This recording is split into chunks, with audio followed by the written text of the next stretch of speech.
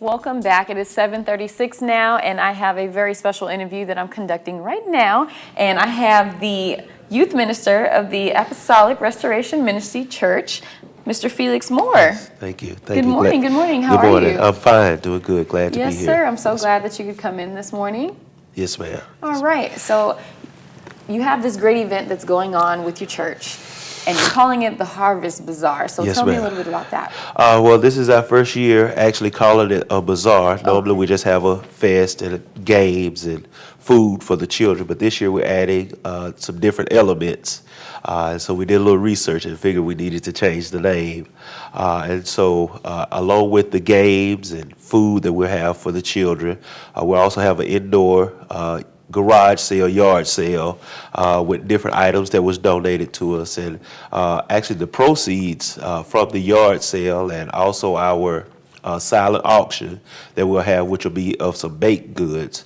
Sounds good. It's going to be good. We have a member of our church who does pecan pies, and so I think everybody's really excited to try to get those pies. Yeah, I would be too. On tonight. I think I went to the ATM to make sure I had money to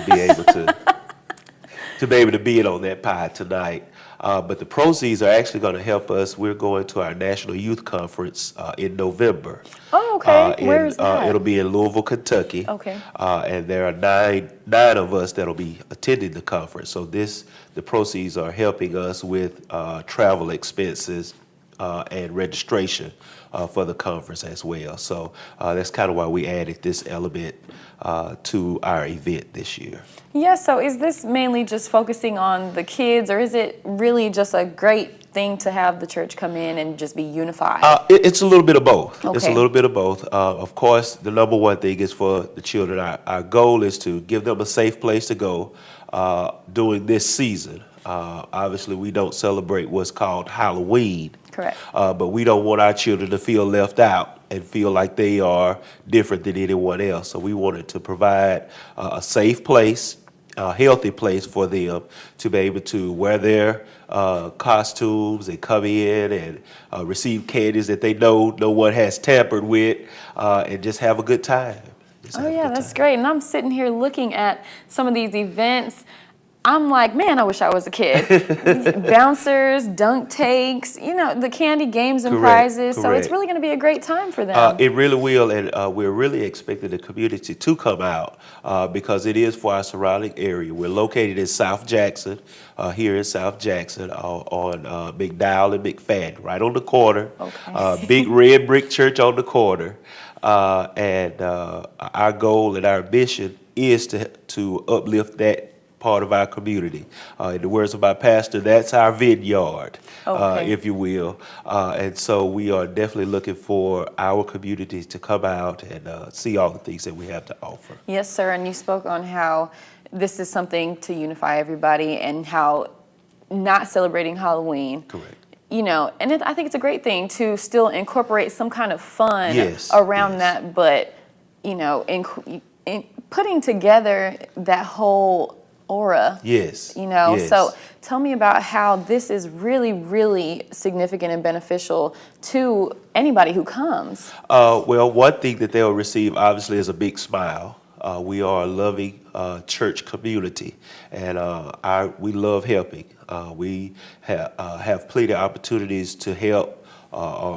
We have things that we offer to help the community. So even at this event, those things that they will also be able to become aware of, whether it's from attending our school, attending the after-school program that we have, attending our services on Sundays, whatever the case may be, they'll be able to speak with people, members of the church who will be there and find out all the services, whether it's coming to our barber shop that's there on campus and getting a haircut. We have a lot going on, and we're just excited that God has given us the resources to be effective in our community. Yes, sir. And speaking of the school, you were telling me that you were actually the assistant principal. Yes, ma'am. Yes. Tell me about how, I have never heard of such a thing like that, having an actual school program. Yes, ma'am.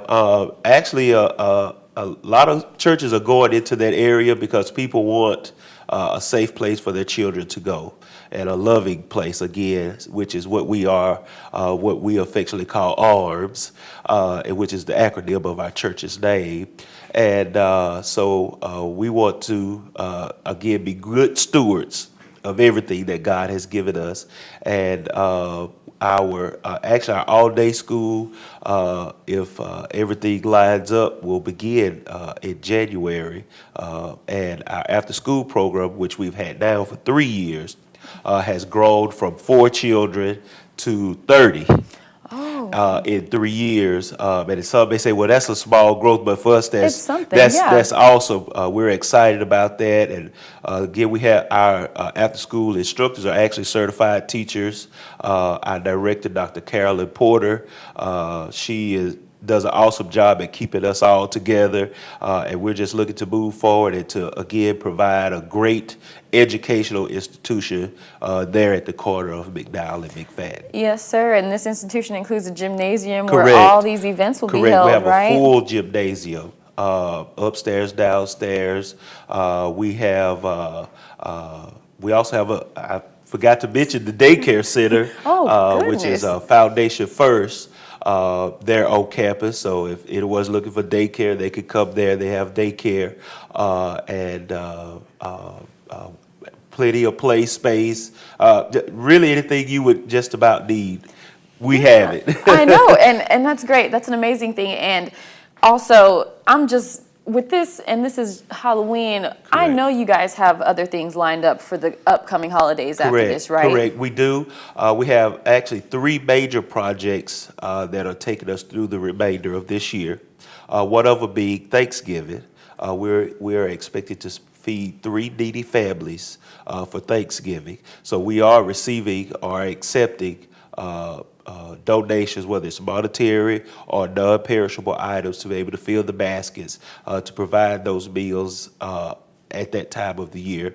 Also, we have coming up for Christmas, our annual toy drive, and what we do, actually this will be our 2nd year doing the production of Mary, You Are the One.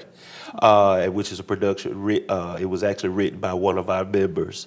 And each year, at the end of that program, we bless the children that are there with gifts. And so we are looking to provide, again, those gifts again this year at Christmas time. And we also have another major project where we assist males that are being released from jail, and providing them with clothing and hygiene products. And so that's actually an ongoing project that we have there as one of our ministries. And so people can bring deodorants, toothpaste, toothbrushes, different things, like anything for hygiene. Yes, we will receive those. And then with clothes, we're kind of specific on the clothes because we don't want to get a bunch of clothes that no one can wear, just to be honest. And so if there's someone want to donate clothes, then they could contact us for sizes. Well, yes, sir. Thank you so much for coming in. This is some great information. It sounds like a really good time. You said this is tonight, yes, and ma'am. From 6 to 8 p.m. That's correct. Right, That's and correct. You're located on West McDowell Road, like That's you said. correct. So Correct. great. If you guys have another chance, check that out. But we are going to go ahead and take another look at your local forecast with Brandon Boucher.